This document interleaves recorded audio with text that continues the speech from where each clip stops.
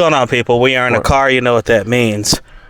I'm sorry. Let me start that over. Hello, everybody. Welcome to Small Couch Reviews. It's your boy, Sam. Oh, it's your boy, Jovi. We are in a car. We just saw a movie.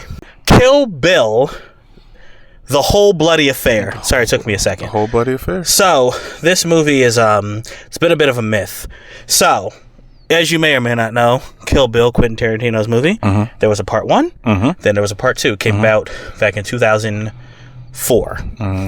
The reason he decided to split the movie was because he had a couple problems.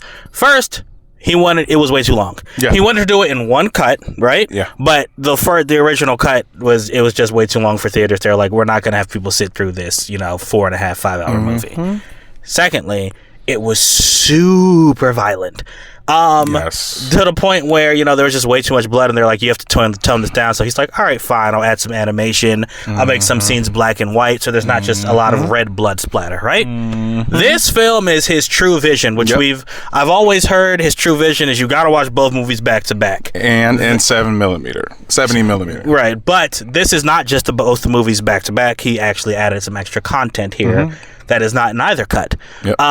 He changed some things, specifically with the end of the first one, and there was not a recap at the beginning of the second one. There's an intermission here. Now, just so you know, we got a 7:15 p.m. screening at this theater we saw it in 70 millimeter at, and it's like a special theater, so there's not like a lot of previews. When we exited our theater, it was 11:40 p.m. That means this movie runs around 4 hours and 25 minutes. Without previews. So with previews, you should just expect to cut out, a 5 hour block in your day if you're going to go watch this. Or if you're going to try to do this at home, you just watch them back to back. But you're not going to get the full thing back to back. You're not going to be able to see this in 4 days. Wait, what do you mean? It's not going to be in the theaters anymore. Oh yeah, oh gosh, you're right. So hopefully it comes to physical media. Though I heard there's not a plan yet to put it on physical media. I haven't heard any. This is just something that's special, especially the way that we got to watch it. Yeah, which I know Joe was going to talk about in a little bit. But anyway, The Whole Bloody Affair. Now, let me talk to those of you who haven't seen Kill Bill yet. Now, we're not going to do major spoilers or anything. Yes, okay. But if you haven't seen Kill Bill, it's a revenge film. There's a woman called the Bride, played by Uma Thurman. She was wronged by the title character. His name is Bill. He leads a group of assassins called the Deadly Viper Gang. It is him and 4 subordinates. And they wrong the bride. They murder her entire wedding party and leave her for dead. And she was pregnant at the time, so she lost her baby. So when she wakes up from her coma 4 years later, she decides to kill every member of the Deadly Viper Gang, all 4 of them, and then go for Bill. And just as she was also a member of this Viper Gang, so that just adds to the betrayal. That's a good thing to focus on. She herself is just as bad as the people that killed her. Yeah, and that's something I really like. That even one of them says, Bill's brother, but we'll get to that later. Anyway, that is the plot of the movie. Now, speaking to those of you who have seen the film, this is really, really good. It's not as daunting as it sounds, even though I just said we were in the theater for 4.5 hours. You get your intermission. The first part was just everything with Oren Ishii was just extended, and it was so beautiful. It was perfect. Yes, the animation, her backstory that was animated, got an extended scene. The fight at the house, which I think is honestly of the 2 parts, I think I'm not alone in this. The fight in the house of oh my gosh, House of Blue. So Blue Leaves. Blue Leaves. Sorry, I can't believe I forgot that. But yes, the fight in the House of Blue Leaves. That's not in black and white. It's in color now because it's unrated, so you can see all the blood. It's awesome. And that is also extended. The fight with Oren Ishii herself is extended. So, you get some extra content there that's really cool. Part 2, I can't really think of anything that's that vastly different, if I'm being honest with you. I had maybe because I haven't seen it in so long, but Volume 2, most of the conversations seem like they're extended. I always remember them being very deep and like very, very, very, very long, but this seemed like it really brought the story to an end. So I'm assuming that we got all of, because Quentin Tarantino, for the people that don't really know his films, that's his thing. Yeah, the dialogue's a big part. Yeah. We didn't get a recap at the beginning, which is how the part 2 starts, where she's like, I'm gonna kill Bill. Yeah. Like, we didn't get that recap. And that's when she's driving in the car. Yeah, right? driving in the car. Okay, yeah. Being able to see a film the way that it was created and the way that it was supposed to be seen is something that I can't put money on it. I can't put it. This experience was awesome because we actually got to watch a film that was on film. Like, somebody didn't digitally create this. We had a projectionist, yes. Yeah. With pop-ins and everything. Yes, pop-ins on the film. All the whites were very shaky, and it's just like, but no, like that, this experience. Now, watching it all together and actually seeing his vision, I think is that if we watched this in standard, I would have really been happy. I agree. I'm glad you really being able to see what Quentin Tarantino wanted to originally do. And we live in a time now where every director is trying to push the envelope and do 4-hour movies. So, a good point. Zack Snyder, that man did it, and now everyone wants. Now everybody wants to do it. I want to just piggyback on something you said. The 70 millimeter. I always liked. I like film. I like that thin layer of grain that you see. Yeah. This really felt like we were watching a movie that was. It felt like we were watching a movie and we were in 2004. Yes, but the movie still holds up so well even today. Goose is like what The Rock does. This literally just got goosebumps again. And like Jovi said, yeah. I think if I had gone to an AMC and skipped the previews, I would have been happy watching this in standard just to see his vision, even in digital. Right. I think it's a great film. I text my wife when we were during the intermission, and I was like, I forgot how much I love this film. And I really think that because Quentin Tarantino, here we go, this is a fact about Jovi. Quentin Tarantino is my favorite director. Oh, look at that. And I watched Kill Bill Volume 1 and 2 so much when growing up. But watching it today, I have a way more, a huge appreciation for Quentin Tarantino and him giving the credit where it's due. He got this story, this idea from another story, and he got some of the best directors and artists and fight choreographers, everybody he was like, I'm going to get the best of everything for this film, and it felt like you were watching a live action anime. I agree, and that right there, that is exactly it, man. I'm gonna just say this, I like part 1 more than I like part 2. I know Jovi likes part 2 a little bit more, but my thing is, Quentin Tarantino has this unique ability. Things that should be cheesy, the super quick close-ups, the one-liners, the some of even the way people fight, the way they move, it should be cheesy. Old Chinese and old Japanese films is what he was replicating with this. Yeah, the slow-mo when people are walking, even Uma Thurman's her ode to Bruce Lee's black and yellow suit. All of that should be cheesy. Yep. But the way he shot this movie was it's so stylistic.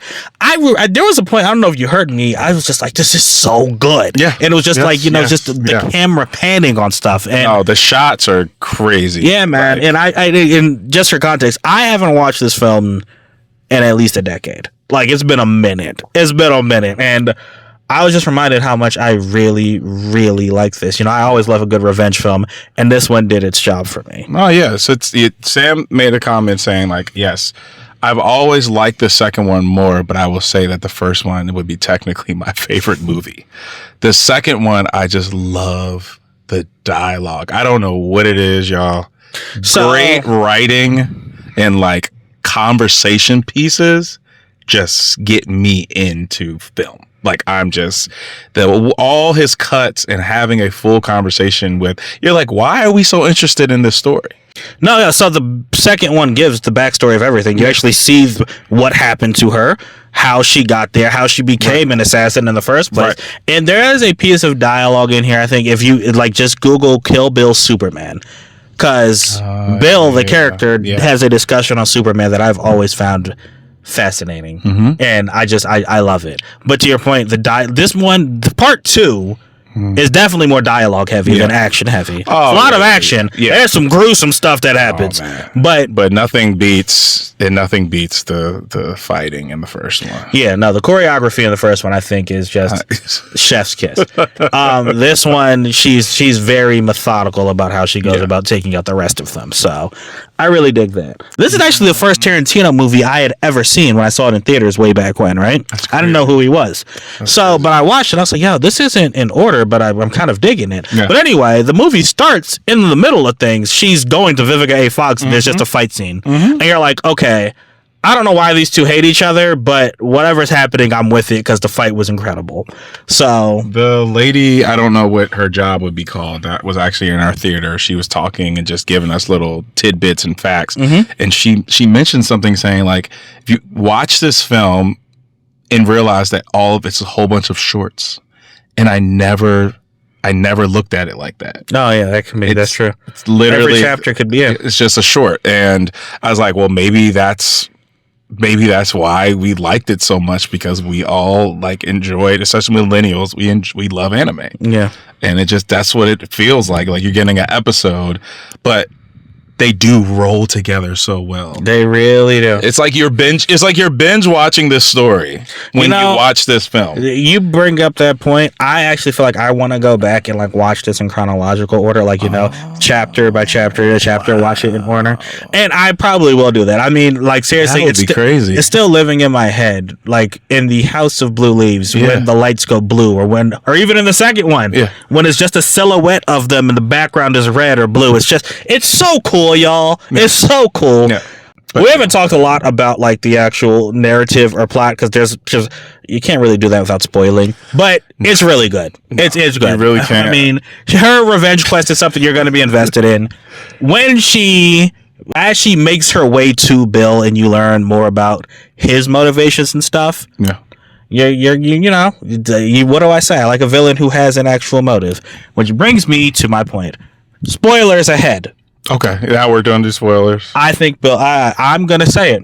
I think Bill's absolutely justified. I have no issue with what he did. Here's my thing. Okay. Well, let me say no. I'm sorry. I have an issue with how he reacted. But what did he say? He said, "I'm a murderous bastard. What did you expect me to do?" Yeah. If you I'm in love with you. Okay. Me and you are together. You make me think you are dead. Yeah. And not only do I find out you're not dead, but you are about to pop when I see you months later, and right? Getting married 9 months later, you're about to get married to someone else. So in my head, I'm like, well, hold on. It's been less than a year because you weren't pregnant last time I saw you. So you were messing around with. In my head, it's like you are messing around with someone while we were together. Yeah. Faked your death. This person you were messing around with, obviously got you pregnant while we were together, and you ran away with him.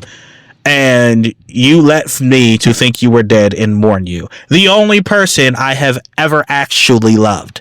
Nah, bro. Nah. I hear you. And then you also have to think of how fast he thought all of those things. Because he literally walked up to that church, looked in, played his flute after he had all those thoughts, and then called them as like, hey, y'all can come in here and kill everybody. Yeah, kill everyone, including Black Mamba. Yeah, that's we're not playing. When you watch this whole film and you hear him talk about that, you're gonna be like, hold on, bro. And he says he did overreact. Yeah, he did. He admits to that. He said I overreacted, but but he said, but listen, this is the reason why it happened. Yeah. And when he said, I was like, you know what? I understand you. Love will make you do some crazy things. Hey, bro, you can't like seriously, man. You can't do that to Bill, bro. Right.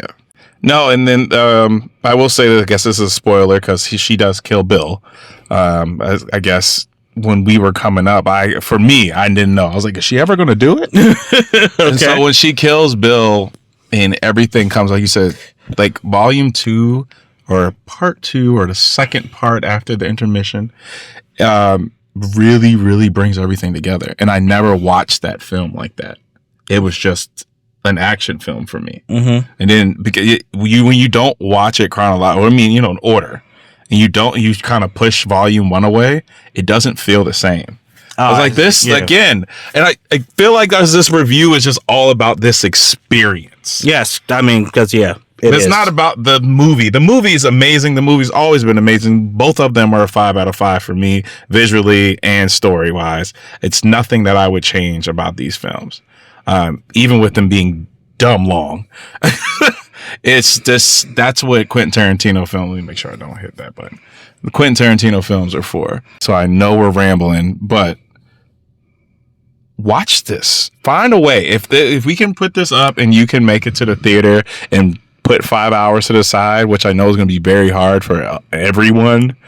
I don't know what our analytics say of what our age group is that watch this, but when you're grown, you can't just put 5 hours to the side. He's off tomorrow. I'm not. So I'm gonna be so mad at 5 o'clock in the morning. Yeah, man. But yeah, Kill Bill, the whole bloody affair. Great film. And if you haven't watched it, this is the way to watch it. And if you can't see it in the theaters, I suggest grabbing both of them and just putting the time. It won't be 5 hours because they're the ones that you have on DVD or that you can watch online streaming are not the films that we got to see today. I know that people don't know what DVDs are anymore. Blu-ray. 4K. Well, I have both of them. Yes. I have both of them on DVD. Yeah. All right. But that's it. The whole bloody affair. If you haven't guessed, we loved it. Right. Let us know if you see it. Let us know what you thought of Kill Bill. Let us know what you thought of, let me start that over. Let us know what you thought of Kill Bill. Let us know which volume you like better. Volume 1, Volume 2. Right down there in the comments. We appreciate you guys. Till next time, we out. Deuces.